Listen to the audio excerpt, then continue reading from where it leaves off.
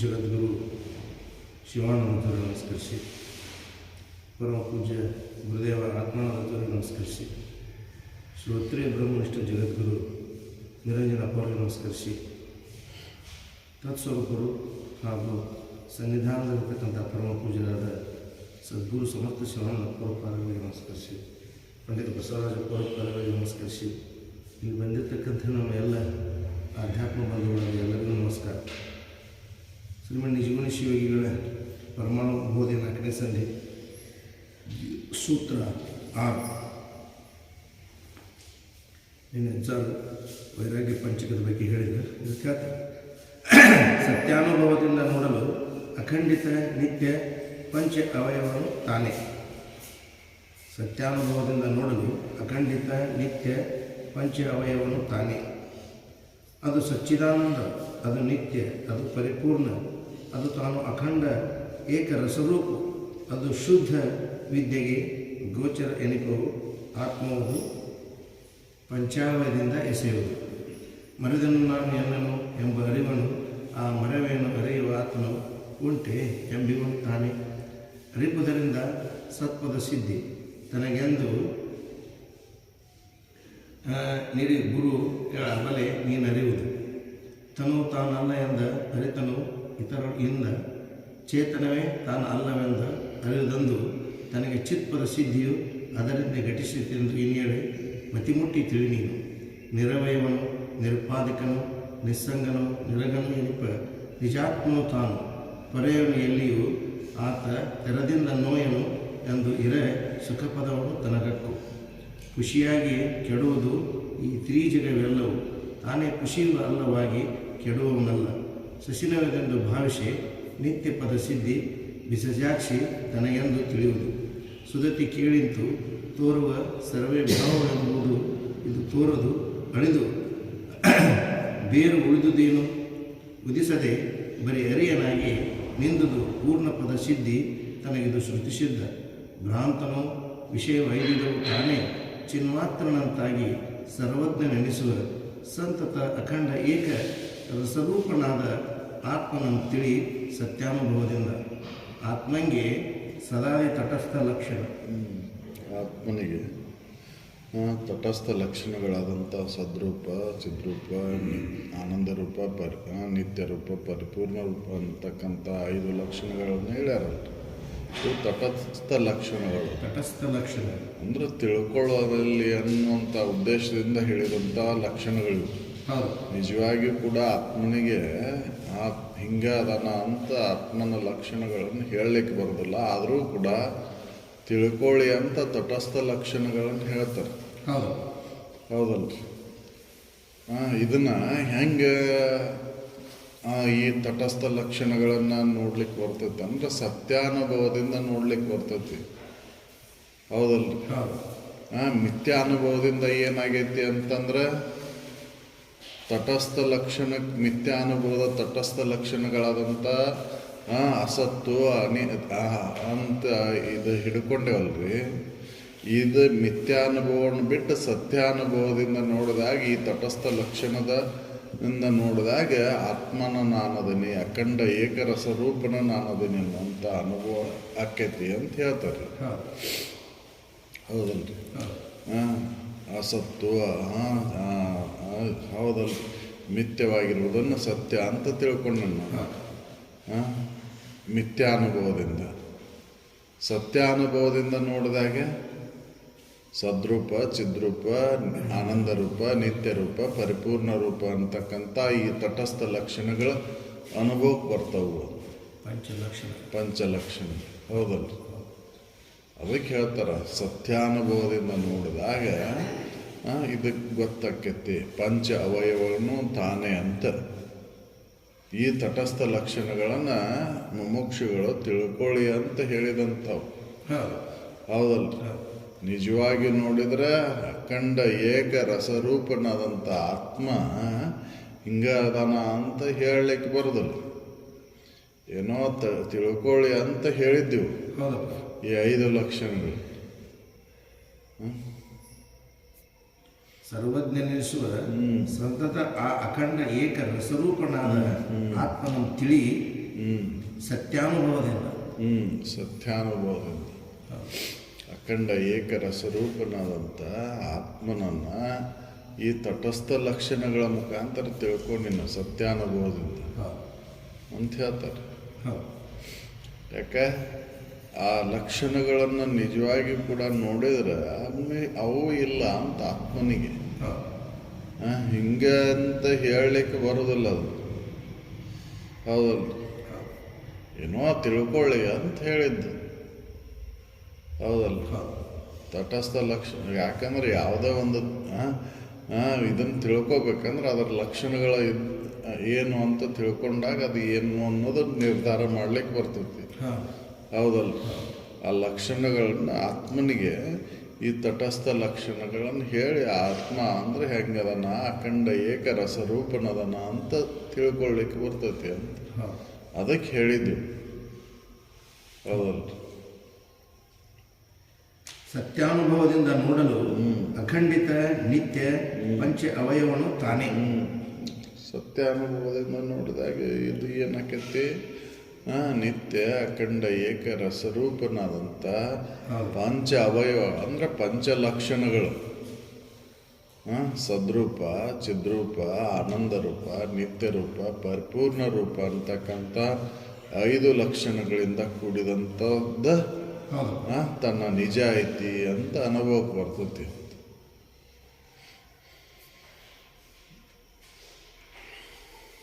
ಅದು ಸಚ್ಚಿದಾನಂದ.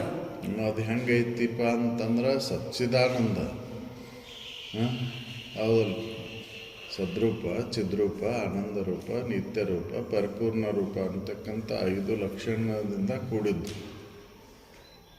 ಆತ್ಮ ಅನ್ನೋದು. ಅದು ಸಚ್ಚಿದಾನಂದ, ಅದು ನಿತ್ಯ. ಅದು ಹೆಂಗೈತಿ, ನಿತ್ಯ ಐತದು. ಚಿದ್ರೂಪವಾದಂಥ ಆನಂದ ಸ್ವರೂಪ ಅದು. ಅದು ಹೆಂಗೈತಿ ಅಂದ್ರೆ ನಿತ್ಯದಲ್ಲೂ ಐತದು, ಯಾವಾಗಲೂ ಐತಿ. ಹೌದಲ್ಲ, ಅದು ಪರಿಪೂರ್ಣ. ಅದು ಹೆಂಗೈತಿ ಅಂದ್ರೆ ಪರಿಪೂರ್ಣ ಐತದು. ಖಂಡಿತತ್ವಕ್ಕೆ ಒಳಗಾಗಿಲ್ಲ, ಪರಿಪೂರ್ಣ ಐತಿ. ಯಾಕೆ ಎಲ್ಲದಕ್ಕೂ ಆಧಾರವಾಗಿರುವಂಥದ್ದಕ್ಕೆ ಪರಿಪೂರ್ಣ ಅಂತ. ಹೌದಲ್ಲ, ಗಗನಾದಿಗಳು ನಿನ್ನ ಒಳಗೆ ಒಗೆದ ಕಾರಣದಿಂದ ಮಿಗೆ ಪೂರ್ಣ ಪದವಿಂದು ಅಂತ. ಈ ಗಗನ ಮೊದಲು ಮಾಡಿಕೊಂಡು ಏನೋ ಪಂಚ ಭೂತಗಳದಾವಲ್ರಿ, ಅವೆಲ್ಲವೂ ನಿನ್ನೊಳಗೆ ಒಗೆದವು. ಆ ಸಚ್ಚಿದಾನಂದ ಸ್ವರೂಪದಲ್ಲೇ ಅದಾವ ಅಂತ ತಿಳ್ಕೊಂಡು ಅದಕ್ಕೆ ಪರಿಪೂರ್ಣ ಅಂತ ಹೇಳಿದ್ದು. ಅದು ನಾನು ಅಖಂಡ ಏಕ ರಸರೂಪು. ಅದು ಅಖಂಡ ವ್ಯಾಪಕ ಐತದು. ಖಂಡಿತಕ್ಕೆ ಒಳಪಟ್ಟಿಲ್ಲ ಅದು. ಇಲ್ಲಿದ್ದು ಇನ್ನೊಂದು ಕಡೆ ಇಲ್ದಂಗಾಗಿಲ್ಲ. ಹೌದಲ್ಲ, ಪರಿಪೂರ್ಣ ಐತಿ, ಅಖಂಡ ಏಕ ರಸರೂಪ ಒಂದೇ ರೀತಿಯಾಗಿ ಐತಿ, ಬದಲಾವಣೆ ಇಲ್ಲದು. ಹೌದಲ್ಲ, ಹಿಂದೂ ಐತಿ, ಈಗೂ ಐತಿ, ಮುಂದೂ ಇರ್ತೈತಿ. ಹೌದಲ್ಲ, ಬದಲಾವಣೆ ಆಗದೇ ಇರತಕ್ಕಂಥದ್ದು ಅಖಂಡ ಏಕ ರಸರೂಪನಾದಂಥ. ಅದು ಶುದ್ಧ ವಿದ್ಯೆಗೆ ಗೋಚರವೆನಿಪವು ಆತ್ಮವು. ಅದು ಶುದ್ಧ ವಿದ್ಯೆಗೆ ಗೋಚರ ಅನ್ನಿಸ್ತೈತಿ. ಶುದ್ಧ ವಿದ್ಯೆಯಿಂದ ಅದನ್ನು ಅರಿಲಿಕ್ಕೆ ಬರ್ತೈತಿ, ಆತ್ಮವಸ್ತುವನ್ನ ಅಂತ ಹೇಳ್ತಾರೆ. ಅಂದ್ರೆ ಸತ್ಯಾನುಭವದಿಂದ ಅದನ್ನು ತಿಳಿಲಿಕ್ಕೆ ಬರ್ತೈತಿ ಅಂತ. ನಿತ್ಯ ಅನುಭವದಿಂದ ಈ ಖಂಡಿತವಾದಂಥ ಈ ಶರೀರ ಮಾಡಿಕೊಂಡು ತೋರಿಕೆ ವಸ್ತುವನ್ನು ಹೆಂಗೆ ಅರಿತೇವೋ ಹಾಗೆ ಈ ಮಿಥ್ಯಾನುಭವವನ್ನು ಕೈ ಬಿಟ್ಟು ಸತ್ಯಾನುಭವದಿಂದ ನೋಡಿದಾಗ ಅದಕ್ಕೆ ಗೊತ್ತಾಗುತ್ತೆ. ಹೌದಲ್ಲ, ಈ ಬಟ್ಟೆ ಅನ್ನೋದು ಮಿಥ್ಯಾನುಭವ. ಹೌದಲ್ಲ, ಇದಕ್ಕೆ ಆ ಸತ್ಯಾನುಭವ ಅನ್ನೋದು ಅರಳಿ. ಹೌದಲ್ಲ, ಈ ಬಟ್ಟೆಯನ್ನು ಮಿಥ್ಯಾನುಭವದಿಂದ ನೋಡಿದಾಗ ಬಟ್ಟೆ ಅಂತ ಹೇಳಾಕತ್ತೇವೆ ನಾವು. ಇದಕ್ಕೆ ಆಧಾರ ವಸ್ತು ಏನೈತಿ ಅಂತ ಸತ್ಯಾನುಭವದಿಂದ ನೋಡಿದಾಗ ಅರಳಿನ ಐತದು. ಬಟ್ಟೆ ಅನ್ನೋದು ಮಿಥ್ಯೆ ಐತದು, ಸುಳ್ಳೈತಿ. ಹೌದಲ್ಲ, ಬಟ್ ಅನ್ನೋದಿಲ್ಲ ಅದು ಆಕಾರ ನೋಡಿ ನಾವು ಏನನ್ನಾಗತ್ತೇವೆ ಇದಕ್ಕೆ ಬಟ್ಟೆ ಅರಿವೆ ಅಂತ ಹೇಳಾಕತ್ತೇವೆ ನಾವು. ನಿಜವಾಗಿ ನೋಡಿದ್ರೆ ಏನಾಯ್ತದ ಅರಳಿನ ಐತಿ, ಹೌದಲ್ಲ. ಇದಕ್ಕೆ ಆಭರಣ, ಇದಕ್ಕೆ ಕಿವ್ಯಂದು, ಇವು ಕೊಳ್ಳಂದು, ಇದು ಕೈಯಂದು ಅಂತ ಆಭರಣಗಳನ್ನು ಆಕಾರಗಳನ್ನು ನೋಡಿ ಹೇಳಾಕತ್ತೇವೆ. ಇದು ಮಿಥ್ಯಾನುಭವ. ಸತ್ಯಾನುಭವದಿಂದ ನೋಡಿದಾಗ ಬಂಗಾರನ ಐತದು, ಹೌದಲ್ಲ. ಈ ರೀತಿಯಾಗಿ ನಿನ್ನ ನಿಜವನ್ನ ಸತ್ಯಾನುಭವದಿಂದ ನೋಡಿದಾಗ ನೀನು ಏನಂಗದೆ ಅಂದ್ರೆ ಅಖಂಡ ನಿತ್ಯ ಪರಿಪೂರ್ಣ ವಸ್ತುನ ನಿನ್ನದಿ ಅಂತ, ಹೌದಲ್ಲ. ಇದು ಸತ್ಯಾನುಭವದಿಂದ ನೋಡಿದಾಗ ಆತ್ಮವಸ್ತು ಏನು ಅನ್ನೋದು ಗೊತ್ತಾಗುತ್ತೆ, ಹೌದಲ್ಲ. ಅದಕ್ಕೆ ಹೇಳ್ತಾರ ಮಿಥ್ಯಾನುಭವದಿಂದ ದೇಹಾದಿಗಳು ನಾನು, ಜಗತ್ತಿದು ಸತ್ತೈತಿ ಅಂತ ತಿಳ್ಕೊಂಡೇನೆ. ಇದನ್ನ ತಿಳಿದು ನೋಡಿದಾಗ ಇದಕ್ಕೆ ಆಧಾರವಾದಂಥ ಇರುವ ನಾನದೇನೆ, ಯಾವಾಗಲೂ ಇರ್ತಕ್ಕಂಥ ಅಖಂಡ ಸ್ವರೂಪನಾದಂಥ ನಿತ್ಯವಾಗಿರ್ತಕ್ಕಂಥ ರಸರೂಪನ ನಾನದೇನೆ ಅಂತ ಒಂದೇ ರೀತಿಯಾಗಿದೆ. ನಾನು ಬದಲಾವಣೆ ಆಗಿಲ್ಲ, ನಾನು ಇದು ಅನುಭವಕ್ಕೆ ಬರ್ತೈತಿ ಅಂತ ಹೇಳ್ತಾರೆ ಸತ್ಯಾನುಭವದಿಂದ ನೋಡಿ.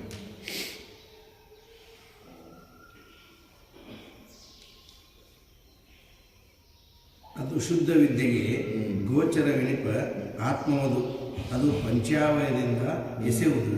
ಅದರ ಲಕ್ಷಣಗಳ ತಟಸ್ಥ ಲಕ್ಷಣಗಳಾದಂಥ ಸದ್ರೂಪ, ಚಿದ್ರೂಪ, ಆನಂದ ರೂಪ, ನಿತ್ಯ ರೂಪ, ಪರಿಪೂರ್ಣ ರೂಪ ಅಂತಕ್ಕಂಥ 5 ಲಕ್ಷಣಗಳಿಂದ ಕೂಡೈತಿ ಅಂತ ಹೇಳ್ತಾರೆ.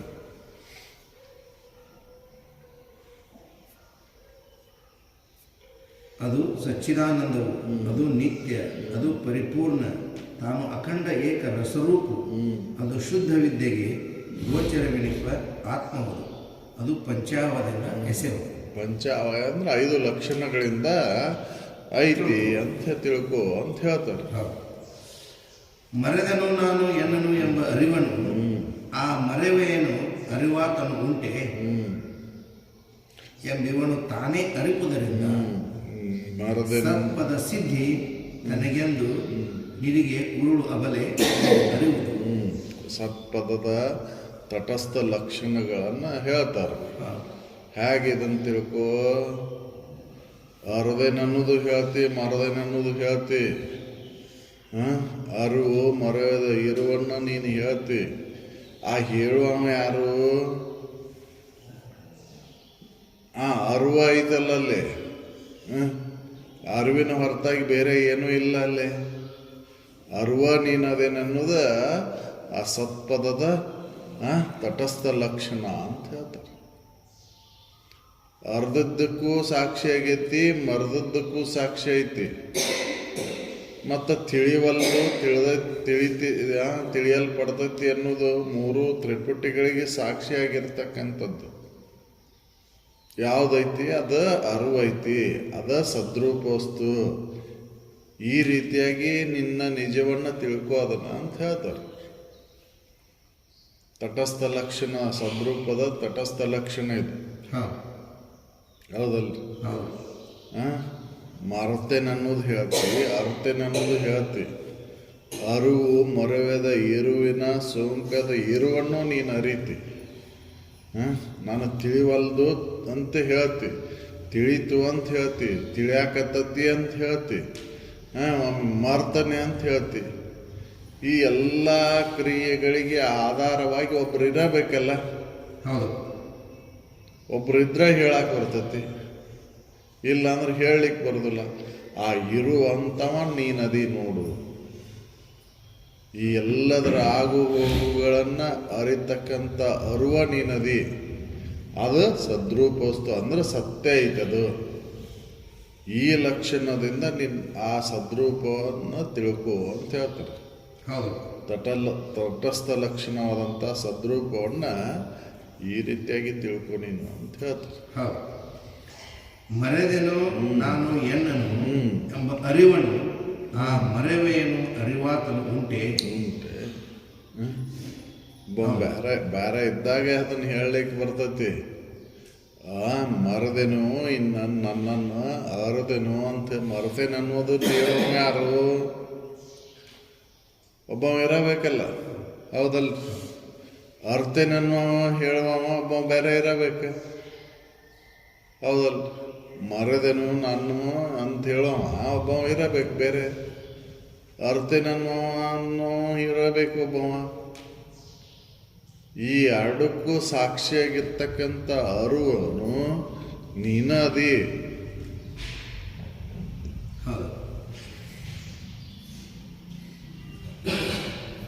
ಮರೆದೆನು ನಾನು ಎನ್ನನು ಎಂಬ ಅರಿವನು ಆ ಮರೆವೆಯನ್ನು ಅರಿವಾತನು ಉಂಟೆ ಎಂಬಿವನು ತಾನೇ. ಎಂಬ ಇವನ್ನ ನಾನು ಮರ್ತೇನಿ ಅರ್ತೇನಿ ಅಂತ ಹೇಳುವಂತವ ಉಂಟನು ಅಂತಂದ್ರೆ ಹ್ಞೂ ಮತ್ತು ಇದಾನಲ್ಲಿ ಒಬ್ಬ. ಯಾರು ಅರು ಅನ್ನೋದೈತಲ್ಲೇ,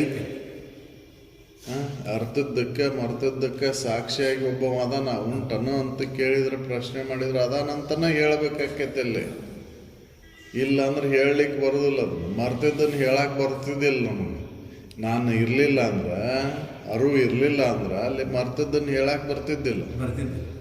ಮತ್ತು ಮರ್ತದ್ದು ಅರ್ಥನೆ ಅನ್ನೋದನ್ನು ಹೇಳ್ತೇನೆ ಅಂದ್ರೆ ಅರಿವು ಒಂದು ಇರಬೇಕಲ್ಲಿ. ತಿಳಿದೇನೆ ಅಂತ ಹೇಳೋದನ್ನ, ತಿಳಿವಲ್ದು ಅಂತ ಹೇಳೋದನ್ನ ಒಬ್ಬರು ಬೇರೆ ಇದ್ದ ಹೇಳಬೇಕಾಕೈತಿ. ಆ ಬೇರೆ ಇರತಕ್ಕಂಥದ್ದು ಯಾವುದು ಅಂದ್ರೆ ಅರಿವ.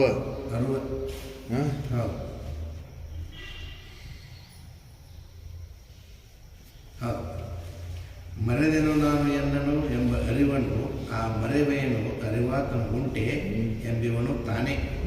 ಅರಿಪುದರಿಂದೇ ಸತ್ಪದ ಸಿದ್ಧಿ ಎಂಬ ಇವನ್ನ ಅರಿವ ಒಬ್ಬ ತಾನು ಇದ್ದಾಗ ಹೇಳಲಿಕ್ಕೆ ಬರ್ತೈತಿ. ಇದರಿಂದ ಸತ್ಪದ ಸಿದ್ಧಿ ಆಗುತ್ತೆ. ಸದ್ರೂಪ ವಸ್ತು ಅನ್ನೋದು ಐತಿ ತನಗೆಂದು. ಸದ್ರೂಪ ವಸ್ತು ಎಂದೂ ಬಾಧಕ ಆಗಿಲ್ಲ. ಅರ್ತೇನೆ ಅಂತ ಹೇಳುವಾಗೂ ಬಾಧಕತ್ವ ಬಂದಿಲ್ಲ, ಮಾರ್ತೇನೆ ಅಂತ ಹೇಳುವತ್ನಾಗೂ ಬಾಧಕತ್ವ ಬಂದಿಲ್ಲ, ಅದೇನಂತ ಹೇಳುವತ್ನಾಗೂ ಬಾಧಕತ್ವ ಬಂದಿಲ್ಲ. ಮೂರೂ ಕಾರ್ಯದೊಳಗೂ ಅದಕ್ಕೆ ಯಾವ ಬಾಧಕತ್ವ ಬಂದಿಲ್ಲ ಅಂತನ ಅದಕ್ಕೆ ಸದ್ರೂಪ ಅಂತಾರೆ. ಈ ರೀತಿಯಾಗಿ ತಟಸ್ಥ ಲಕ್ಷಣಗಳ ಮುಖಾಂತರ ನೀ ತಿಳ್ಕೋ ಅಂತ ಹೇಳ್ತಾರೆ.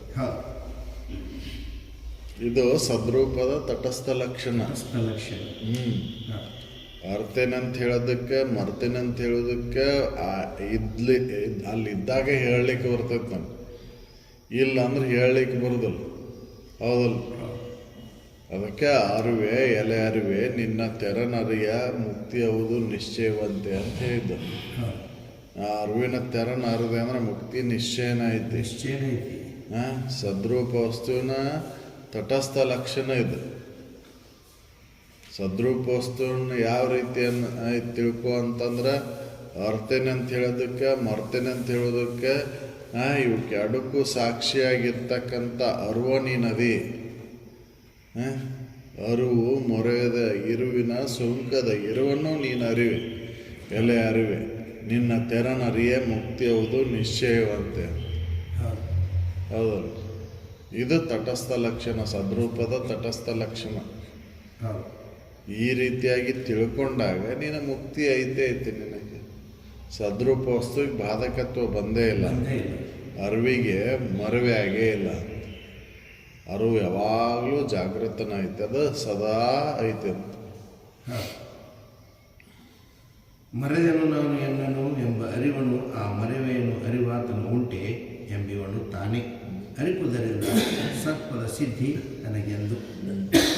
ಹೇಳ್ತಾರೆ, ತನು ತಾನಲ್ಲೆಂದು ಅರಿದನು ಇಣಿತನು ಇದರಿಂದ ಚೇತನವು ತಾನಲ್ಲವೇ ಎಂದು ಅರಿದಂದು ನನಗೆ ಚಿತ್ಪದ ಸಿದ್ಧಿಯು ಅದರಿಂದೇ ಘಟಿಸಿದೆಂದು ಇನ್ನೇಳೆ ಮತಿಮುಟ್ಟಿ ತಿಳಿ ನೀನು. ತನು ತಾನಲ್ಲ ಅಂತ ತಿಳ್ಕೊಂಡಾಗ ತನು ತಾನೆಲ್ಲೆಂದು ಅರಿದನು ಇಣಿತರು ನಿಂದ ಚೇತನವೇ ತಾನು. ಇದಕ್ಕೆ ಆಧಾರವಾಗಿರುವಂಥ ಚೇತನ ನಾನದನೇ. ನನಗೆ ಬಾಧಕತ್ವ ಬಂದೇ ಇಲ್ಲ. ಈಗಿದ್ದು ಇನ್ನೊಂದು ಕ್ಷಣದಾಗ ಇಲ್ದಂಗೆ ಆಗಿಲ್ಲ. ಇದು ಶರೀರ ಹೆಂಗೈತಿ, ಈಗ ಒಂಥರ ಬೇರೆ ಐತಿ, ಮತ್ತೊಂದು ಕ್ಷಣಕ್ಕೆ ಒಂಥರ ಬೇರೆ ಐತಿ. ಚಿದ್ರೂಪ ಅಲ್ಲಿದು, ಹೌದಲ್ಲ? ಈ ಶರೀರ ಅದು ಆಗು ಹೋಗುಗಳನ್ನ ಅರಿತಾ ನಾ ಬೇರೆ ಸಾಕ್ಷಿ ಅದೇನಿ, ನಾ ಚಿದ್ರೂಪ ವಸ್ತುನೇ ಅದೇನಿ. ತನು ತಾನಲ್ಲ ಅಂತ ಅರುತ್ತ ಮೇಲೆ ನಿಂದ ಚೇತನವೇ ನಾನು ಆ ಚೇತನ ವಸ್ತುನೇ ನಾನದೇನೆ ಅನ್ನೋದನ್ನ ಈ ತಟಸ್ಥ ಲಕ್ಷಣ ಮುಖಾಂತರ ಆ ಚಿದ್ರೂಪ ವಸ್ತುವಿನ ತಿಳ್ಕೊ ನೀನು ಅಂತ ಹೇಳ್ತಾರೆ. ಯಾಕಂದ್ರೆ ಶರೀರ ನಿನ್ನನ್ನು ಅರಿಲಾರ್ದು, ನೀನು ಇದನ್ನೆಲ್ಲ ಹೇಳ್ತೀನಿ, ಶರೀರದ ಬಗ್ಗೆ ಹೇಳ್ತೀನಿ, ಹಸಿವೆ ದೃಶ್ಯಗಳನ್ನು, ಸುಖ ದುಃಖಗಳನ್ನು, ನೋವು ನಲಿವನ್ನು ಹೇಳ್ತೀನಿ. ನೀ ಹೇಳುವ ಬೇರೆ ಚೇತನ ಸ್ವರೂಪನ ನೀನದಿ, ಇದರ ಆಗು ಹೋಗುಗಳನ್ನ ಅರಿತಕ್ಕಂಥ ಆ ಚೇತನ ಸ್ವರೂಪನ ನೀನದಿ ಅಂತ ಇದನ್ನು ತಿಳ್ಕೊಂಡಾಗ ಅದು ಚಿದ್ರೂಪ ವಸ್ತುವಿನ ತಟಸ್ಥ ಲಕ್ಷಣ ನೋಡು ಅಂತ ಹೇಳ್ತಾರೆ.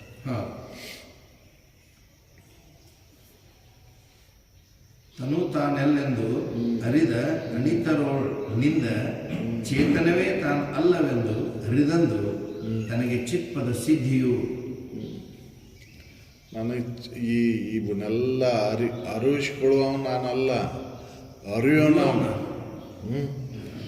ಚೇತನ ಸ್ವರೂಪನ ನಾನು, ಅಚೇತನವಾದಂಥ ಈ ಶರೀರ ನಾನು ಅಲ್ಲ ಅಂತ ಅರಿದ ಮೇಲೆ ಚಿದ್ರೂಪ ವಸ್ತುನೇ ನಾನು ಹಾಕೇನಿ ಅಂತ. ಇದು ತಟಸ್ಥ ಲಕ್ಷಣ. ಚೇತನ ನಾನು ಅಂತ ತಿಳ್ಕೊಳೋದು. ಇವನ ಶರೀರ ನಾನು ಅರಿಯೋ ನಾನು ಚೇತನ ಸ್ವರೂಪನ ಅದೇನಿ, ಹೌದಲ್ಲ?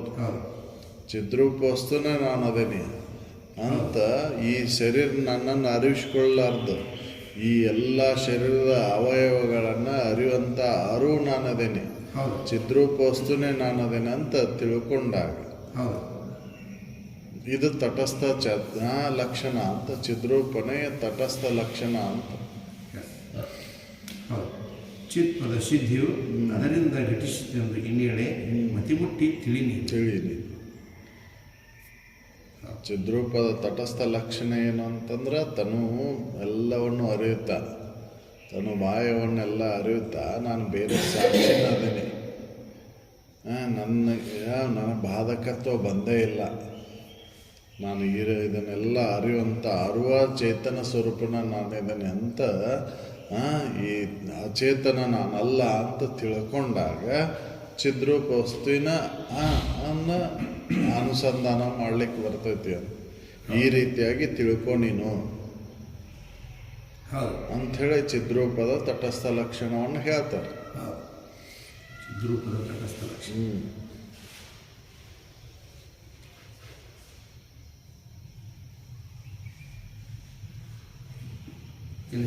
ನಿರವಯವನು, ನಿರುಪಾದಿಕ, ನಿಸ್ಸಂಗ, ನಿರಗನೆನಿಪ ನಿಜಾತ್ಮನು ತಾನು. ನಾನು ಹೆಂಗದೇನೆ? ನಿರವಯವಾದೇನೆ, ಹೌದಲ್ರಿ? ಸಾವಯವ ನಾನು, ನಿರವಯವ ನಾನಲ್ಲ. ನಿರವಯವ ನಾನು, ಸಾವಯವ ನಾನಲ್ಲ, ನಿರವಯವ ನಾನು, ಹೌದಲ್ರಿ? ಸಾವಯವ ಅಂತಂದ್ರೆ ತೋರ್ತೈತಲ್ಲ, ಈ ತೋರಿಕೆ ಅವಯವಗಳಿಂದ ಕೂಡಿದ್ದು. ನಾನು ನಿರವಯವದೇನೆ. ಹೇಗೆ ಗಗನಕ್ಕೆ ಯಾವ ಆಕಾರನೂ ಇಲ್ಲೋ, ಹೇಗೆ ಅವಯವ ಇಲ್ಲೋ ಹಾಗೆ ನಿರವಯವನ್ನ ಅನ್ನೋದೇನೆ. ಗಗನದಂತೆ ನಿರವಯವದೇನೆ ನಾನು. ನಿಸ್ಸಂಗ ಅದೇನೆ ನಾನು, ಯಾವ ಸಂಘನೂ ನನಗಿಲ್ಲ, ಹೌದಲ್ಲ? ಯಾವ ಸಂಘನೂ ನನಗಿಲ್ಲ, ನಿಸ್ಸಂಗ ನಾನದೇನೆ, ನಿರವಯವ ನಾನದೇನೆ. ನಿರವಯವನು, ನಿರುಪಾದಿಕ, ಯಾವ ಉಪಾಧಿಗಳಿಲ್ಲ ನನಗೆ, ಹೌದಲ್ಲ? ಉಪಾಧಿ ಇಲ್ಲ ನನಗೆ. ನಿರಗನು, ನಿರಗ ಅಂತಂದ್ರೆ ಉಪಾಧಿ ರಹಿತವಾದಂಥ ವ್ಯಾಪಕ ಚೈತನ್ಯ, ವ್ಯಾಪಕ ವಸ್ತು, ಹೌದಲ್ಲ? ಖಂಡಿತ ಅಲ್ಲ ನಾನು. ನಿರವಯವನು ನಿರುಪಾಧಿಕನು ನಿಸ್ಸಂಗನು ನಿರಗ ನೆನಪ ನಿಜಾತ್ಮನು ತಾನು. ನಿಜಾತ್ಮನು ನಾನು, ನಿಜ ವಸ್ತುನೇ ನಾನು ಅದೇನೆ. ಹೌದು, ನಿಜಾತ್ಮನು ತಾನು. ಪೊರೆಯನು ಎಲ್ಲಿಯೂ ಆ ತೆರದಿಂದ ನೋಯನೆಂದು ಇರೇ ಸುಖ ಪದವು ತನಗೆ. ನಾನು ಎಲ್ಲೂ ಖಂಡಿತತ್ವಕ್ಕೆ ಒಳಗಾಗಿಲ್ಲ, ನಾನು ಯಾವಾಗಲೂ ಇರುವಂಥ ನಾನು ಅಂತ ತಿಳ್ಕೊಂಡಾಗ ಸುಖದ ಅನುಭವ ಆಗುತ್ತೆ. ಅದಕ್ಕೆ ಅವ್ರು ಹೇಳಿದ್ದು ಎಲ್ಲವನ್ನೂ ಆರೈದು ನೋಡಲು. ಇಲ್ಲೆನಿಸಿದ ನೇಹ ಎಲ್ಲಿ ನೆಲೆಸಿದು ತನ್ನಲ್ಲಿ, ಅದರಿಂದ ಸುಖ. ನೀನು ಹೆಂಗದಿ ಅಂತಂದ್ರೆ ನಿರಗ ನಿರವಯ ನಿಸ್ಸಂಗ ನಿರುಪಾಧಿಕ ರಹಿತವಾದಂಥ ಇರು ನೀನದಿ ಅಂತ ತಿಳ್ಕೊಂಡಾಗ ನಿನ್ನ ಸುಖ ಪದ ಸಾಧ್ಯ ಐತಿ, ಸುಖ ಸ್ವರೂಪನ ನೀನಾಗಿ ಉಳಿತಿ ಅಂತ. ಇದು ಆನಂದ ಸ್ವರೂಪದ ತಟಸ್ಥ ಲಕ್ಷಣ. ಹೌದಲ್ರಿ? ಆನಂದವನ್ನು ಹೊಂದಲಿಕ್ಕೆ ಎಲ್ಲ ವಿಚಾರ ಮಾಡಿ ನೋಡಿ ಯಾವುದ್ರೊಳಗೂ ನಾನು ಭಾಗಿಯಾಗಿಲ್ಲಪ್ಪ, ನಾನು ಬೇರೆ ಸಾಕ್ಷಿ ಅದೇನೆ ಅಂತ ತಿಳ್ಕೊಂಡಾಗ ಸುಖವನ್ನು ಹೊಂದಲಿಕ್ಕೆ ಬರ್ತೈತಿ. ಆ ಸುಖ ಸ್ವರೂಪನ ತಾನಾಗಿ ಉಳಿತಾನ ಅಂತ. ಹೌದಲ್ರಿ? ಆನಂದ ಸ್ವರೂಪನ ಅಂತ ಹೇಳಲಿಕ್ಕೆ ತಟಸ್ಥ ಲಕ್ಷಣವಾದಂಥ ಇದನ್ನು ಹೇಳ್ತಾರೆ. ಹೌದಲ್ರಿ? ನೀನು ಆನಂದ ಸ್ವರೂಪನೇ ಅದಾನಂತ ತಿಳ್ಕೊಂಡಾಕ ನೋಡಿ ನೀನು ಹೆಂಗದಿ, ನಿರವಯವಾದಿ, ನಿರುಪಾಧಿಕದಿ, ನಿಸ್ಸಂಗದಿ, ನಿರಗ, ನಿಜಾತ್ಮನೇ ತಾನು, ನಿಜವಾಗಿರುವಂಥ ಆತ್ಮಸ್ವರೂಪನೇ ತಾನದನ. ಇದನ್ನು ತಿಳ್ಕೊಂಡಾಗ ಆನಂದನ ಐತಿ ಅಂತ. ಹೌದಲ್ಲ? ಎಲ್ಲ ಆರೈದು ನೋಡಲ್ಲ ಎಲ್ಲಿ ಐತಿಪ್ಪ ಅಂತಂದ್ರೆ ಪ್ರೀತಿ ತನ್ನ ಮೇಲೆ ತನಗೈತಿ. ಹೌದಲ್ಲ? ಈ ಶರೀರದ ಮೇಲೇನೂ ಇಲ್ಲ, ಇಂದ್ರಿಯಗಳ ಮೇಲೇನೂ ಇಲ್ಲ, ವಿಷಯ ವಸ್ತುಗಳ ಮೇಲೆ ಇಲ್ಲ, ಬಾಹ್ಯ ಯಾವುದರ ಮೇಲೇನೂ ಪ್ರೀತಿ ಇಲ್ಲ. ತನ್ನ ಮೇಲೆ ತನಗೆ ಪ್ರೀತಿ ಐತಿ. ತನಗಿಂತ ಪ್ರಿಯವಾದಂಥ ವಿಷಯ ಒಂದಿನುಂಟೆ ಅಂತ ಹೇಳ್ತಿ. ನೀನ ವಿಷಯ ವಸ್ತು. ಇದು ನಿನ್ನ ಮೇಲೆ ನಿನ್ನ ಪ್ರೀತಿ ಉಂಟಾದಾಗ ನಿನ್ನ ಆನಂದ ಐತಿ. ಈ ತೋರಿಕೆ ಆನಂದ ಮಿಥ್ಯ ಆನಂದ ಇದು. ಹೌದಲ್ಲ? ಇದನ್ನು ಸತ್ಯಾನುಭವದಿಂದ ನೋಡಿದಾಗ ಎಲ್ಲಿ ಪ್ರೀತಿ ನೆಲೆಸ್ತೈತಪ್ಪ ಅಂದ್ರೆ ನಿನ್ನ ಮೇಲೆ ನಿನ್ನ ಪ್ರೀತಿ ನೆಲೆಸ್ತೈತಿ. ಅದರಿಂದ ಆನಂದ ಐತಿ ನಿನಗೆ. ಅದರಿಂದ ಏನು ಸಿದ್ಧಿಸ್ತೈತಿ ಅಂತಂದರೆ ಆನಂದ ಸ್ವರೂಪನೇ ನಿನ್ನದು ಅನ್ನೋದು ತಟಸ್ಥ ಲಕ್ಷಣದ ಅನುಭವ ಆಗತ್ತೆ ಅಂತ ಹೇಳ್ತಾರೆ. ನಿರವಯವನು ನಿರುಪಾಧಿಕನು ನಿಸ್ಸಂಗನು ನಿರಗ ನೆನಪ ನಿಜಾತ್ಮನು ತಾನು. ಹೊರೆಯನೆಲ್ಲಿಯೂ ಆ ಥರದಿಂದ ನೋಯನೆಂದು ಇರೇ ಸುಖ ಪದವದು ತನಗೆ. ಇದರಿಂದ ಸುಖವನ್ನು ಹೊಂದಕ್ಕೆ ಬರ್ತದೆ, ತನಗಾಕತಿ. ಅದಕ್ಕೆ ಸುಖ ಸ್ವರೂಪನೇ ನೀನದು ಅನ್ನೋದು ತಟಸ್ಥ ಲಕ್ಷಣ. ಎಲ್ಲ ಆನಂದ ರೂಪ. ಹೌದಲ್ಲ? ಯಾಕಂದ್ರೆ ಬೇಡಿಕೆ ಏನೈತಿಪ್ಪ ಅಂತಂದ್ರೆ ಎಲ್ಲದರ ಬೇಡಿಕೆ ಏನಪ್ಪ ಅಂತಂದ್ರೆ ಸುಖನ. ಹೌದಲ್ಲ? ಸುಖದ ಬೇಡಿಕೆ ಇದ್ದಾಗ ಅವನ್ನೆಲ್ಲ ವಿಚಾರ ಮಾಡಿ ನೋಡ್ಲಾಗ ಎಲ್ಲ ಕೈ ಬಿಟ್ಟಾಗ ಎಲ್ಲಿ ಉಳಿಸ್ತೈತಪ್ಪ ಅಂತಂದ್ರೆ ತನ್ನಲ್ಲೇ ತನ್ನ ಪ್ರೀತಿ ಐತಿ ಅಂತ ತಿಳ್ಕೊಂಡ ತಾನು ಸುಖ ಸ್ವರೂಪ ಅದಾನ ಅಂತ ಹೇಳಿದ್ದೆ. ಇದು ಆನಂದ ಸ್ವರೂಪದ ತಟಸ್ಥ ಲಕ್ಷಣ ಅಂತ. ಹೌದು. ಇನ್ನು ಹೇಳ್ತಾರೆ, ಖುಷಿಯಾಗಿ ಕೆಡುವುದು ಈ ತ್ರಿಜಗವೆಲ್ಲವು, ನಾನೇ ಖುಷಿ ಅಲ್ಲವಾಗಿ ಕೆಡುವವನಲ್ಲ. ಇದು ಕೆಟ್ಟಕತಿ ತ್ರಿಜಗತ್ತು.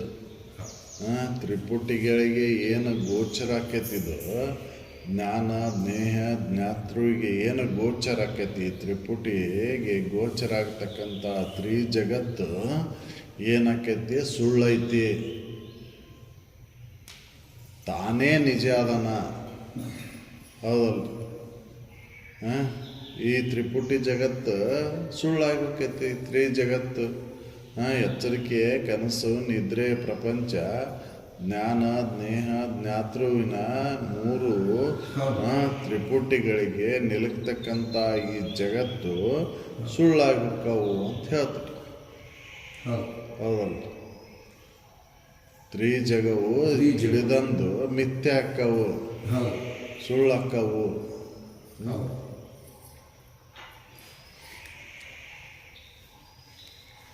ಖುಷಿಯಾಗಿ ಕೆಡುವುದು ಈ ತ್ರಿಜಗವೆಲ್ಲವು. ತಾನೇ ಖುಷಿಯಲ್ಲವಾಗಿ ಕೆಡುವವನಲ್ಲ. ನೀನು ಖುಷಿ ಅಲ್ಲ, ನೀನು ಕೆಡುವವನು ಅಲ್ಲ. ಹೌದು. ತ್ರಿಪುಟಿಗಳಿಗೆ ಸಾಕ್ಷಿಯದಿ, ಮೂರು ಜಗತ್ತಿಗೂ ಸಾಕ್ಷಿಯದಿ, ಎಚ್ಚರಿಕೆ, ಕನಸು, ನಿದ್ರೆಗೆ ಸಾಕ್ಷಿಯದಿ. ನೀನು ಕೆಡುವವಲ್ಲ. ಅದರಿಂದ ಏನಾಕತಿ? ನಿತ್ಯ ಪದ ಸಿದ್ಧಿ ಐತಿ. ನಿತ್ಯ ಪದದ ತಟಸ್ಥ ಲಕ್ಷಣ. ನೀ ಸತ್ಯ, ಮಿಥ್ಯ. ಹೌದಲ್ಲ? ಈ ಮೂರು ಜಗತ್ತು ಸುಳ್ಳಕ್ಕವು. ತಿಳಿದ ಮೇಲೆ ಇದು ಸುಳ್ಳಾಕೈತಿ. ತ್ರಿಪುಟಿಗಳಿಗೆ ಆಧಾರವಾಗಿರುವಂಥ ಆ ನಿಜ ನಾನು. ಹೌದಲ್ಲ? ಈ ತ್ರಿಪುಟಿಗಳಿಗೆ ಇದು ಹಾನಿ ಆಕೈತಿ ತಿಳಿದ ಮೇಲೆ. ಹೌದಲ್ಲ? ಈ ತಿಳಿದ ಮೇಲೆ ಮೂರು ಜಗತ್ತು ಸುಳ್ಳಕ್ಕವು. ಹೌದಲ್ಲ? ಕನಸಿನ ಪ್ರಪಂಚ ಎಚ್ಚರಿಕೆ ಬಂದ ಮೇಲೆ ಹೇಗೆ ಸುಳ್ಳಾಗುತ್ತೋ ಹಾಗೆ ಎಚ್ಚರಿಕೆ ಪ್ರಪಂಚ ಕೂಡ ಮಿಥ್ಯೆ ಐತಿ, ಸುಳ್ಳೈತಿ. ಆದ್ರೆ ನೀನು ನಿತ್ಯದಿ. ಕನಸನ್ನು, ಎಚ್ಚರವನ್ನು, ನಿದ್ರೆಯನ್ನು ಅರಿತ ನಿತ್ಯವಾಗಿದೆ ನೀನು. ಹೌದಲ್ಲ? ಯಾವಾಗಲೂ ಅದೇ. ಅದಕ್ಕೆ ನಿತ್ಯ ಪದದ ತಟಸ್ಥ ಲಕ್ಷಣ ನೋಡು. ಆತ್ಮನ ತಟಸ್ಥ ಲಕ್ಷಣವಾದಂಥ ನಿತ್ಯ ಪದ ಸಿದ್ಧಿಸ್ತೈತೆ ಅವಾಗ.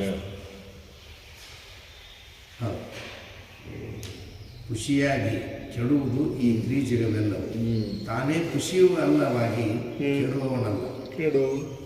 ಸಸಿನವಿದಂದು ಆವಿಷೆ ನಿತ್ಯ ಪದ ಸಿದ್ಧಿ ಬಿಸಜಾಕ್ಷಿ ತನಗೆಂದು ತಿಳಿಯುವುದು.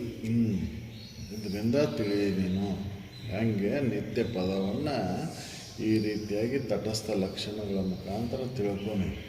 ಹೌದಲ್ಲ? ಸುಳ್ಳಿನ ಆಧಾರದ ಮೇಲಿದ್ದ ಸತ್ಯವನ್ನು ತಿಳಿಯೋದಕ್ಕೆ ತಟಸ್ಥ ಲಕ್ಷಣ ಅಂತಾರೆ. ಹೌದಲ್ಲ? ಈ ಸುಳ್ಳಿನ ಆಧಾರವನ್ನು ಇಟ್ಕೊಂಡು ಸತ್ಯವನ್ನು ಅರಿಯೋದಕ್ಕೆ ತಟಸ್ಥ ಲಕ್ಷಣ. ಈ ಮೂರು ಅವಸ್ಥೆಗಳು ಸುಳ್ಳದವು. ಇದಕ್ಕೆ ಆಧಾರವಾಗಿರುವಂಥದ್ದು ಏನೈತಿ ಅದು ಸತ್ಯ ಐತಿ. ಇದನ್ನು ತಿಳ್ಕೊಂಡಾಗ ನಿತ್ಯ ಪದ ಸಿದ್ಧಿ ಐತಿ. ನಿತ್ಯ ವಸ್ತು ಅನುಭವಕ್ಕೆ ಬರ್ತೈತಿ. ನೀನು ನಿತ್ಯನ ಅದಿ ಅನ್ನೋದು ಖಾತ್ರಿ ಆಗುತ್ತೆ. ಹೌದಲ್ಲ?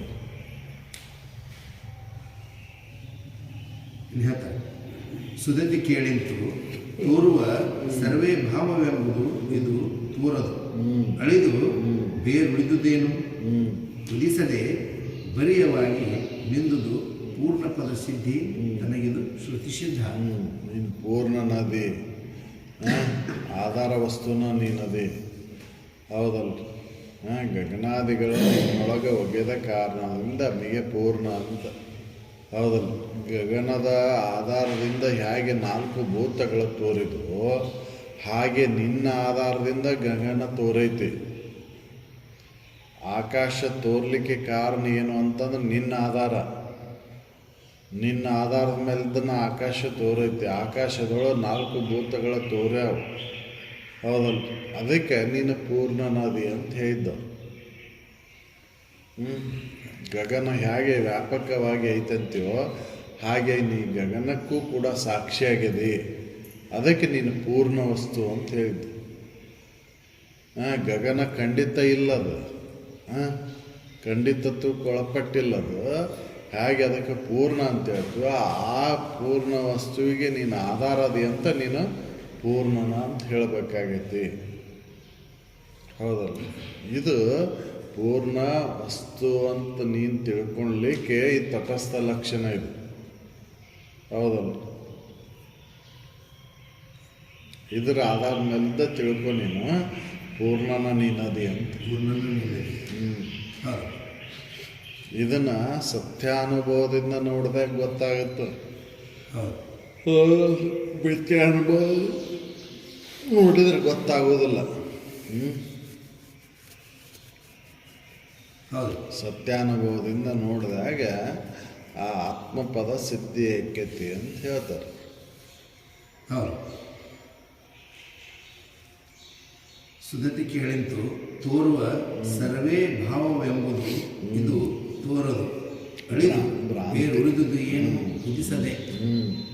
ಈ ಭ್ರಾಂತಿ ನಾಶ ಆದಾಗ ಸರ್ವಕ್ಕೂ ಸಾಕ್ಷಿಯಾಗಿರ್ತಕ್ಕಂಥ ಅರಿವು ನಾನದೇನೆ ಅನ್ನುವಂಥ ತಿಳುವಳಿಕೆ ಆದಾಗ ಭ್ರಾಂತಿ ಅಳಿತೈತಿ ಅಂತ ಹೇಳ್ತಾರೆ. ಭ್ರಾಂತಿಯಿಂದ ಇದು ಸತ್ಯ ಅಂತ ತೋರಾಕತ್ತೈತಿ. ಹೌದಲ್ಲ. ಈ ಭ್ರಾಂತಿ ಅಳದಾಗ ಪೂರ್ಣನ ನೀನದಿ ಅಂತ. ಹೌದಲ್ಲ. ಭ್ರಾಂತಿಯಿಂದ ತೋರ್ಲಿಕ್ಕತ್ತೈತಿದು. ಇದನ್ನು ಭ್ರಾಂತಿ ಅಳದಾಗ ನೀ ಪೂರ್ಣದಿ ಅನ್ನೋದು ಗೊತ್ತಾಗುತ್ತೆ. ಹೌದು. ತೋರುವ ಸರ್ವೇ ಭಾವವೆಂಬುದಿದು ತೋರದ ಅಳಿದು ಬೇರು ಉಳಿದುದು ಏನು ಕುದಿಸದೆ ಬರಿಯವಾಗಿ ನಿಂದುದು ಪೂರ್ಣ ಪದವಿದು. ಬಚ್ಚ ಬರೀ ಅರಿವೆ. ಹರಿವೆ. ಅರಿವು ಬಿಟ್ಟು ಬೇರೆ ಏನೂ ಇಲ್ಲ. ಅರಿವು ಹೆಂಗೈತಿ ಅಂದ್ರೆ ಅದು ಪೂರ್ಣನ ಐತಿ.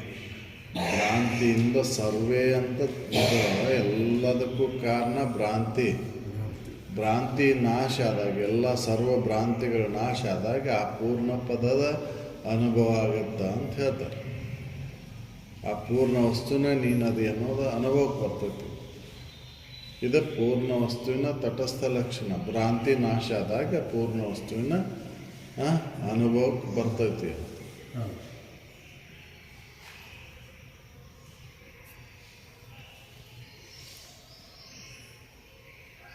ಭ್ರಾಂತನ ವಿಷಯವು 5 ಇವು.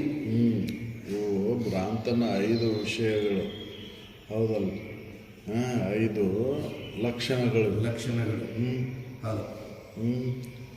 ಭ್ರಾಂತನ ವಿಷಯವು 5 ಇವು. ತಾನೇ ಚಿನ್ಮಾತ್ರನಂತಾಗಿ ಸರ್ವಜ್ಞನೆನಿಸುವ ಸಂತತ ಆ ಅಖಂಡ ಏಕ ರಸರೂಪನಾದ ಆತ್ಮನ ತಿಳಿ ಸತ್ಯಾನುಭವದಿಂದ. ಭ್ರಾಂತನ ತಟಸ್ಥ ಲಕ್ಷಣಗಳು ಅಂತ ಅಸದ್ರೂಪ ದುಃಖ. ಹೌದಲ್ಲ. ಖಂಡಿತ ಅಂತ ಏನು ಅವು ಇದಕ್ಕೆ ವಿರುದ್ಧ ಲಕ್ಷಣಗಳೇನದಾವಲ್ಲ, ಸದ್ರೂಪ, ಚಿದ್ರೂಪ, ಆನಂದ ರೂಪ, ನಿತ್ಯ ರೂಪ, ಪರಿಪೂರ್ಣ ರೂಪದ ವಿರುದ್ಧ ಲಕ್ಷಣಗಳಾದಂಥ ಭ್ರಾಂತನ ಲಕ್ಷಣಗಳು. ಈ ಭ್ರಾಂತಿ ಅಳದಾಗ ಸದ್ರೂಪ, ಚಿದ್ರೂಪ, ನಿತ್ಯ ರೂಪ, ಆನಂದ ರೂಪದ ಪರಿಪೂರ್ಣ ರೂಪದ ಅನುಭವ ಆಗುತ್ತೆ ಅಂತ ಹೇಳ್ತಾರೆ.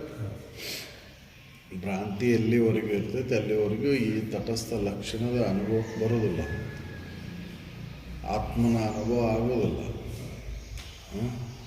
ಆತ್ಮನಿಗೆ ನಿಜವಾಗಿ ನೋಡಿದರೆ ಯಾವ ಲಕ್ಷಣವೂ ಇಲ್ಲ. ಆದರೂ ಕೂಡ ಈ ತಟಸ್ಥ ಲಕ್ಷಣದ ಮುಖಾಂತರ ತಿಳ್ಕೊ ನೀನು ಅಂತ ಹೇಳ್ತಾರೆ.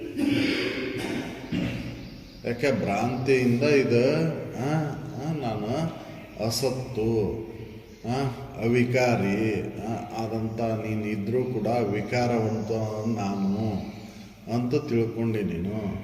ನೀನು ಸುಖರೂಪನಾಗಿದ್ದರೂ ಕೂಡ ದುಃಖರೂಪನ ನನಗೈತಿ, ದುಃಖನ ಐತಿ ಅಂತ ಹೇಳಾಕತ್ತಿ. ನೀ ನಿತ್ಯದಲ್ಲಿ ಇದ್ದರೂ ಕೂಡ ಅನಿತ್ಯ ಅಂತ ತಿಳ್ಕೊಂಡು. ನೀನು ಪರಿಪೂರ್ಣ ಇದ್ದರೂ ನೀನು ಅಪೂರ್ಣ ಅಂತ ತಿಳ್ಕೊಂಡು. ಈ ಭ್ರಾಂತಿಯಿಂದ ಈ 5 ಲಕ್ಷಣಗಳು ನಿಜ ಅಂತ ಅನ್ಸಾಕತ್ತೇವು. ಈ ಭ್ರಾಂತಿಯನ್ನು ಕಳ್ಕೊಂಡಾಗ ನೀನು ಸದ್ರೂಪ, ಚಿದ್ರೂಪ, ಆನಂದ ರೂಪ, ನಿತ್ಯ ರೂಪ, ಪರಿಪೂರ್ಣ ರೂಪ ಅನ್ನುವಂಥ ಅನುಭವಕ್ಕೆ ನಿಲುಕ್ತೈತಿ. ಇದರಿಂದ ಆತ್ಮಪದ ಸಿದ್ಧಿ ಐತಿ. ನೋಡು, ಆತ್ಮ ಅನ್ನೋದು ಏನನ್ನೋದು ಗೊತ್ತಾಗುತ್ತೆ. ಈ ತಟಸ್ಥ ಲಕ್ಷಣಗಳಿಂದ ತಿಳ್ಕೊ ನೀನು ಅಂತ ಹೇಳ್ತಾರೆ. ಹೌದಲ್ಲ. ಈ ತಟಸ್ಥ ಲಕ್ಷಣಗಳನ್ನು ಎದಕ್ಕೆ ಹೇಳಿದರು ಅಂದ್ರೆ ತಿಳ್ಕೊಳ್ಳಿ ಅಂತ ಹೇಳಿದರು.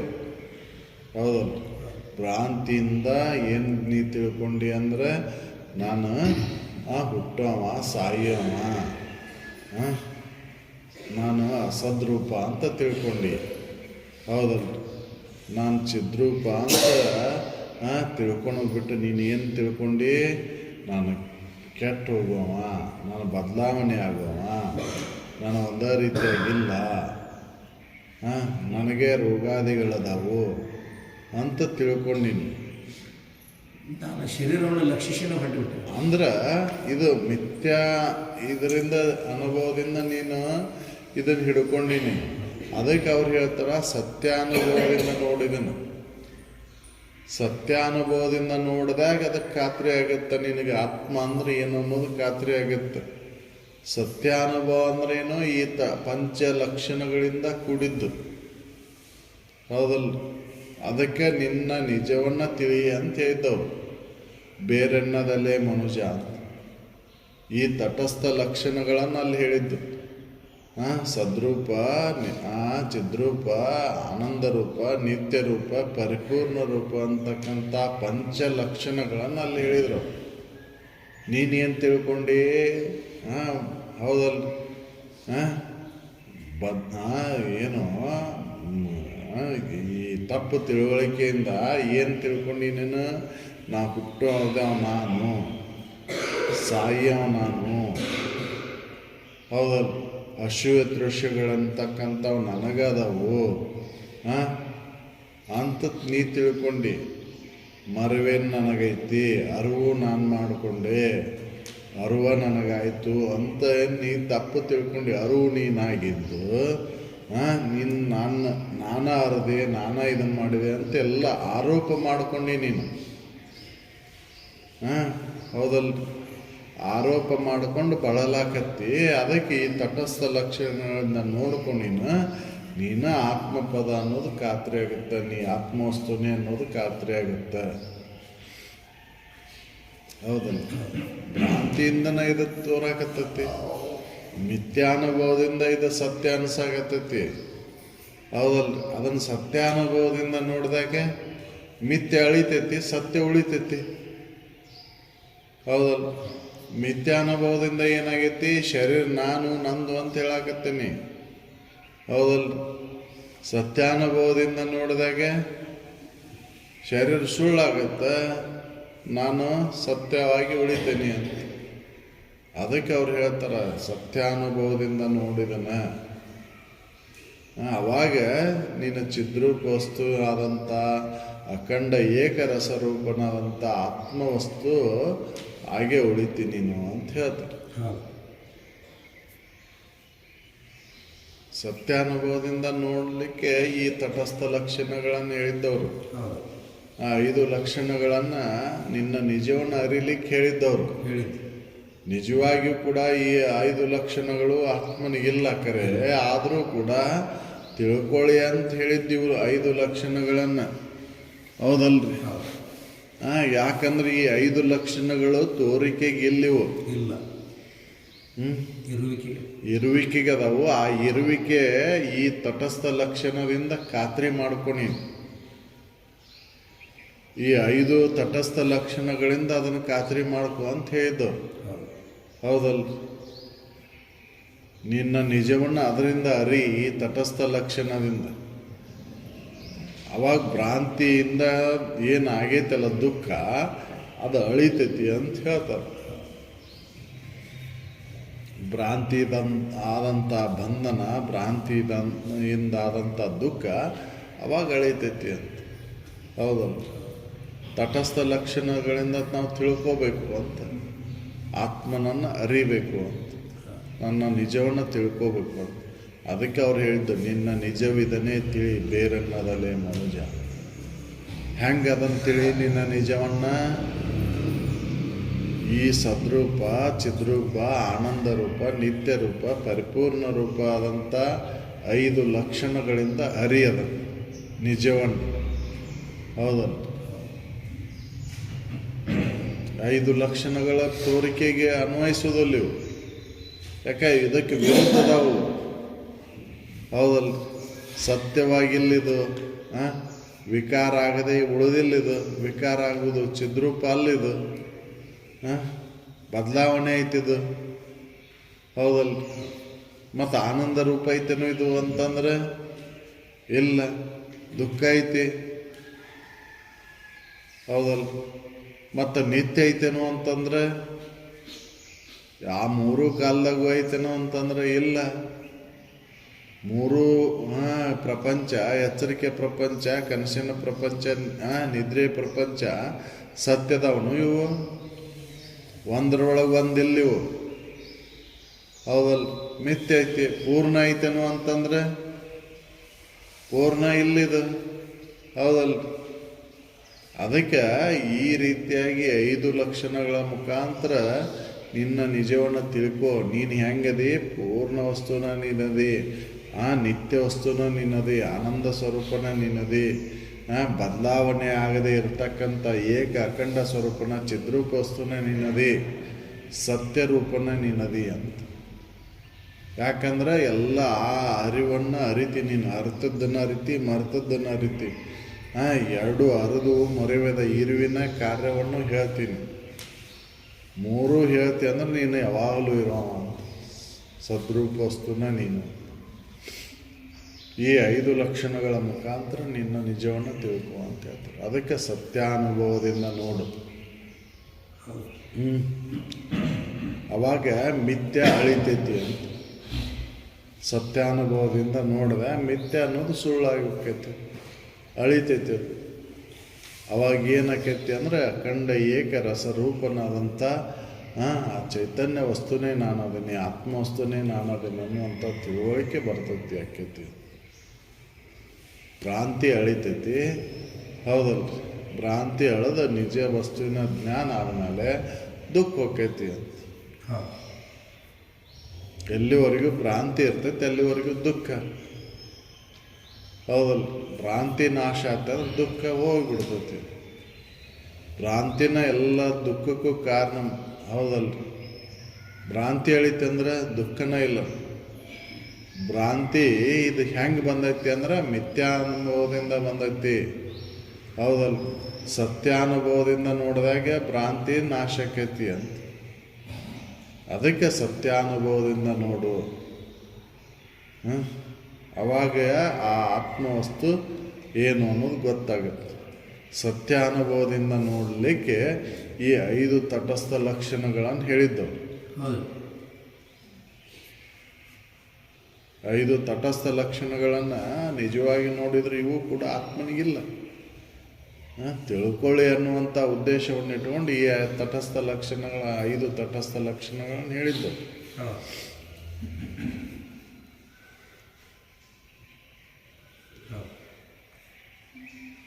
ತೋರುವ ಸರ್ವೇ ಭಾವ ಎಂಬುದು ಇದು ತೋರದೆ ಅಳೆದು ಬೇರುಳಿದುದು ಏನು ಉದಿಸದೆ ಬರೀ ಅರಿವಾಗಿ ನಿಂತುದು ಪೂರ್ಣ ಪದ ಸಿದ್ಧಿ ನನಗಿದು ಶ್ರುತಿ ಸಿದ್ಧ. ಅದು ಶ್ರುತಿ ಸಿದ್ಧ ಐತೆ. ಅದಕ್ಕೆ ಭ್ರಾಂತನ ವಿಷಯವು 5 ತಾನೇ ಚಿನ್ಮಾತ್ರನಂತಾಗಿ ಸರ್ವಜ್ಞನೆನಿಸುವ ಸತತ ಅಖಂಡ ಏಕ ರಸರೂಪ ಆದ ಆತ್ಮನ ತಿಳಿ ಸತ್ಯಾನುಭವದ. ಹೌದಲ್ಲ? ಅಖಂಡ ಏಕ ರಸರೂಪನಾದಂಥ ಆತ್ಮನನ್ನು ಈ ಸತ್ಯಾನುಭವದಿಂದ ತಿಳ್ಕೊನಿ. ಹೌದಲ್ಲ? ಈ 5 ತಟಸ್ಥ ಲಕ್ಷಣಗಳ ಮುಖಾಂತರ ತಿಳ್ಕೊ. ಅದಕ್ಕೆ ಆತ್ಮಂಗೆ ಸದಾದಿ ತಟಸ್ಥ ಲಕ್ಷಣ, ಸದಾದಿ ತಟಸ್ಥ ಲಕ್ಷಣದ ನಿರೂಪಣೆ ಮಾಡ್ತಾರೆ. ಸದ್ರೂಪ, ಚಿದ್ರೂಪ, ಆನಂದ ರೂಪ, ನಿತ್ಯ ರೂಪ, ಪರಿಪೂರ್ಣ ರೂಪ ಅಂತಕ್ಕಂಥ ಈ ಸದಾದಿ ತಟಸ್ಥ ಲಕ್ಷಣಗಳು. ಹೌದು, ಇದನ್ನು ತಿಳ್ಕೊ ನೀನು. ಇದರಿಂದ ಭ್ರಾಂತಿ ನಾಶಕೈತಿ. ಭ್ರಾಂತಿ ಹೋತೆ ಅಂದರೆ ಆನಂದನೂ ಐತಿ. ಭ್ರಾಂತಿ ಎಲ್ಲಿವರೆಗೆ ಇರ್ತೈತಿ ಅಲ್ಲಿವರೆಗೂ ದುಃಖ. ಹೌದಲ್ಲ? ಭ್ರಾಂತಿ ನಾಶ ಆಗ್ತದೆ ಅಂದ್ರೆ ದುಃಖ ಇಲ್ಲ. ಭ್ರಾಂತಿಗೆ ಕಾರಣ ಏನು ಅಂತಂದರೆ ಮಿಥ್ಯಾನುಭವ. ಹೌದಲ್ಲ? ಅಜ್ಞಾನ ಕಾರಣ. ಭ್ರಾಂತಿಗೆ ಅಜ್ಞಾನನ ಕಾರಣ ಅಂದರೆ ಮಿಥ್ಯಾನುಭವ. ಹೌದಲ್ಲ? ಈ ಭ್ರಾಂತಿ ನಾಶ ಆಗ್ಬೇಕಂದ್ರೆ ಸತ್ಯಾನುಭವದಿಂದ ನೋಡ್ಬೇಕಲ್ಲ. ಜ್ಞಾನದಿಂದ ನೋಡಿದಾಗ ಭ್ರಾಂತಿ ನಾಶ ಆಕೈತಿ. ಹಗ್ಗದೊಳಗೆ ತೋರಿದಂಥ ಹಾವಿನ ಭ್ರಾಂತಿ ಅಜ್ಞಾನದಿಂದ ಬಂದಂಥದ್ದು ಅದು. ಹೌದಲ್ಲ? ಇದನ್ನು ಜ್ಞಾನದಿಂದ ನೋಡಿದಾಗ ಭ್ರಾಂತಿ ನಾಶಕ್ಕೈತಿ, ಅವಾಗ ದುಃಖ ಹೊಕ್ಕೈತಿ ಅಂತ. ಹೌದಲ್ಲ? ಭ್ರಾಂತಿಯಿಂದನ ದುಃಖ ಆಗೈತಿ. ಆ ಭ್ರಾಂತಿ ಎಲ್ಲಿವರೆಗೆ ಇರ್ತೈತಿ ಅಲ್ಲಿವರೆಗೆ ದುಃಖ. ಆ ಭ್ರಾಂತಿ ನಾಶ ಮಾಡಿಕೊಳ್ಳಾಕ ಅದನ್ನು ಸತ್ಯಾನುಭವದಿಂದ ನೋಡು. ಅದು ಹಗ್ಗನೋ ಹಾವು ಅಂತ ತಿಳಿದು ನೋಡಿದಾಗ ಹಗ್ಗ ಅಂತ ಎಲ್ಲಿ ಯಾವಾಗ ತಿಳುವಳಿಕೆ ಆಗುತ್ತೋ ಆವಾಗ ದುಃಖ ಹೊಕ್ಕೈತಿ. ಹೌದಲ್ಲ? ಈ ಸತ್ಯಾನುಭವದಿಂದ ನೋಡಿದಾಗ ಭ್ರಾಂತಿ ನಾಶ ಆಗುತ್ತೆ ಅಂತ ಹೇಳ್ತಾರೆ. ಆ ಸತ್ಯಾನುಭವದಿಂದ ನೋಡಲಿಕ್ಕೆ ಇವು 5 ತಟಸ್ಥ ಲಕ್ಷಣಗಳು. ಹೌದಲ್ಲ? ಅದು ಹಗ್ಗ ಸದ್ರೂಪ, ಹಾವು ಸದ್ರೂಪು, ಅಸದ್ರೂಪು. ಹಗ್ಗದೊಳಗೆ ತೋರಿದಂಥ ಹಾವು ಅದು ಸದ್ರೂಪ ಆಯಿತು, ಅದು ಅಸದ್ರೂಪವಾಗಿ ಐತದು. ಸದ್ರೂಪವಾಗಿರುವಂಥದ್ದೇನು ಹಗ್ಗನ, ಅದು ಚಿದ್ರೂಪನು. ಹಗ್ಗ ವಿಕರಿಸಿ ಏನು ಹಾವಾಗೈತೇನು? ಇಲ್ಲ, ಬದಲಾವಣೆ ರೂಪದಿಂದ ಕುಡಿಲ್ಲದ ಹಗ್ಗನ ಐತಿ, ಚಿದ್ರೂಪ ವಸ್ತು ಅದು. ಹೌದಲ್ಲ? ಅದು ಆನಂದ ವಸ್ತು. ಆ ಹಗ್ಗದ ತಿಳುವಳಿಕೆ ಆದಾಗ ಹಾವು ಆಗಿ ಉಳಿಲಿಲ್ಲದ, ಅವಾಗ ಆನಂದನ ಐತಿ. ಅದು ನಿತ್ಯ ಐತೆನು ಅನಿತ್ಯ ಐತಿ ಅಂತ ನೋಡಿದ್ರೆ, ಹಾವು ನಿತ್ಯನು ಅನಿತ್ಯ ಅಂತ ನೋಡಿದ್ರೆ ಹಗ್ಗ ನಿತ್ಯ ಐತಿ ಅಲ್ಲಿ. ಹೌದಲ್ಲ? ಹಗ್ಗ ಪರಿಪೂರ್ಣ ಐತದು. ಈ ರೀತಿಯಾಗಿ ತಟಸ್ಥ ಲಕ್ಷಣಗಳ ಮುಖಾಂತರ ಆತ್ಮನನ್ನು ಅರಿ ನೀನು ಅಂತ ಹೇಳ್ತಾರೆ. ಹೌದಲ್ಲ? ಈ ರೀತಿಯಾಗಿ ನಾವು ಅರ್ದಾಗ ಭ್ರಾಂತಿ ನಾಶಕೈತಿ, ದುಃಖ ಹೊಕ್ಕೈತಿ ಅಂತ. ನಾನು ಯಾವಾಗಲೂ ಇರುವಂಥ ಅರು ನಾನದೇನೆ, ಇರು ನಾನದೇನೆ, ನಾನ ಆನಂದ ಸ್ವರೂಪದೇನೆ, ನಾನ ನಿತ್ಯದೇನೆ, ಪರಿಪೂರ್ಣನ ನಾನು ಅಂತ ತಿಳ್ಕೊಂಡಾಗ ದುಃಖ ಹೊಕ್ಕೈತಿ. ಈ ತಟಸ್ಥ ಲಕ್ಷಣಗಳನ್ನು ತಿಳಿ ಅಂತ ಇದ್ದವು. ನಿನ್ನ ನಿಜವಿದನೇ ತಿಳಿ, ಬೇರೆನ್ನದಲ್ಲೇ ಮನುಜ. ಹೌದು.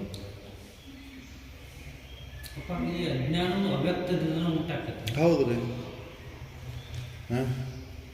ಹೌದಲ್ಲ? ಅಜ್ಞಾನ ಎದರಿಂದ ಉಂಟಾತು? ಕಾರಣ ಅದಕ್ಕೆ ಹೇಳಲಿಕ್ಕೆನ ಬರೋದಿಲ್ಲ ಅಂತ ಹೇಳಿದ್ರು. ಅದಕ್ಕೆ ಮಾಯಾ ಅಂತ ಹೇಳಿದ್ರು. ಮಾಯಾದ ಲಕ್ಷಣಗಳನ್ನ ಇದಕ್ಕೆ ವಿರುದ್ಧವಾಗಿ ಅದಾವು ಅಂತ ಹೇಳಿದ್ದವು. ಅಸತ್ತು ಅಂತ ಹೇಳುವಂತಂದ್ರೆ ಅದನ್ನು ಹೇಳಲಿಕ್ಕೆ ಬರುವುದಿಲ್ಲ. ಅಸತ್ತಿ ಹೆಂಗೈತಿ ಅಂತ ಅದನ್ನು ಹೇಳಲಿಕ್ಕೆ ಬರುವುದಿಲ್ಲ. ಭಿನ್ನ ಅಲ್ಲಲ್ಲ, ಜ್ಞಾನಕ್ಕೆ ಭಿನ್ನ ಅಲ್ಲಲ್ಲ. ಹೌದಲ್ಲ?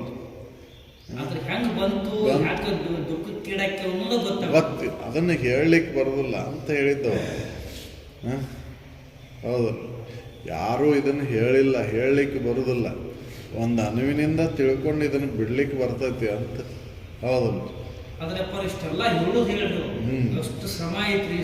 ಅಂದ್ರೆ ಅನುಭವನ ಅದ. ಅದನ್ನೇನು ಅವರು ಎಲ್ಲೂ ಓದಿ ಹೇಳಿಲ್ಲ, ಅದನ್ನ ಅನುಭವ ಅದು. ಅನುಭವವನ್ನ ಅವರು ಶಬ್ದಗಳ ಮುಖಾಂತರ ಅದನ್ನು ಹೇಳಾಕತ್ತಾರಷ್ಟೇ ಅವರು. ಆದ್ರೆ ಅದು ಕೂಡ ಶಬ್ದಾತೀತವಾಗಿರೋದನ್ನು ಒಂದು ಅನುನಿಂದ ಹೇಳಾಕತ್ತಾರ. ಹೇಳಲಿಕ್ಕೆ ಬರೋದಿಲ್ಲ, ಅನಿರ್ವಚನೀಯ ಅಂತ ಹೇಳಿದ್ದವ್ರು. ಅಲ್ಲ, ಅದನ್ನು ಅನಿರ್ವಚನೀಯ ಅಂತ ಅದನ್ನು ಹೇಳಲಿಕ್ಕೆನ ಬರೋದಿಲ್ಲ. ಅದನ್ನು ಯಾರಿಗೂ ಯಾರಿಂದನೂ ಹೇಳಲಿಕ್ಕೆ ಸಾಧ್ಯನೇ ಇಲ್ಲ ಅದನ್ನು. ಆದರೂ ಕೂಡ ಹೇಳ್ಯಾರಲ್ರಿ ಅಂತ ಪ್ರಶ್ನೆ ಮಾಡಿದರೆ ಯಾಕೆ ಹೇಳಿದ್ರಪ್ಪ ಅಂತಂದ್ರೆ ತಿಳ್ಕೊಳ್ಳಿ ಅಂತ ಹೇಳಿದ್ರು ಇದನ್ನ. ತಿಳ್ಕೊಳ್ಳಿ ಅಂತ ಹೇಳಿದ್ದು ಅದ ನಿಜ ಅಲ್ಲದು. ನೀ ತಿಳ್ಕೊಂಡ ಮೇಲೆ ಅನುಭವ ಏನಾಗುತ್ತಲ್ಲ ನಿನಗೆ, ಅದು ನಿಜ ಐತಿ. ಹೌದಲ್ಲ? ತಿಳ್ಕೊಂಡ ಮೇಲೆ ಅನುಭವ ಏನು ಉಳಿತೈತಲ್ಲ ನಿನಗೆ, ಅದು ನಿಜ ಐತಿ. ಅದಕ್ಕೆ ನಿನ್ನ ಅನುಭವಕ್ಕೆ ಬಂದದ್ದು ಹೇಳು ಅಂತ ಹೇಳಿದ್ದವ್ರು. ನಾನು ಹೇಳ್ತೇನೆ ಅಂತೂ ನಂಬಬೇಡ್ರಿ, ಇದನ್ನ ನಿಮ್ಮ ಅನುಭವಕ್ಕೆ ಬಂದದ್ದು ನಿಜ ಐತಿ ಅಂತ ಹೇಳಿದ್ರು. ಆ ಅನುಭವ ಸತ್ಯ ಆಗತ್ತೆ. ಇದನ್ನ ಈ ಮುಖಾಂತರ ನೋಡಿದಾಗ ಅದ ಸತ್ಯನ ಅನಿಸ್ತತಿ ಅಂತ. ಹೌದಲ್ಲ? ತಟಸ್ಥ ಲಕ್ಷಣಗಳನ್ನ ಯಾಕೆ ಹೇಳಿದ್ರು ಅಂದ್ರೆ ಅನುಭವ ಮಾಡಿಕೊಳ್ಳಿಕ್ಕೆ. ಅದಕ್ಕೆ ತಟಸ್ಥ ಅಂತ ಹೇಳಿದ್ದೀವಿ. ಇವ್ರು ನಿಜ ಅಲ್ಲ.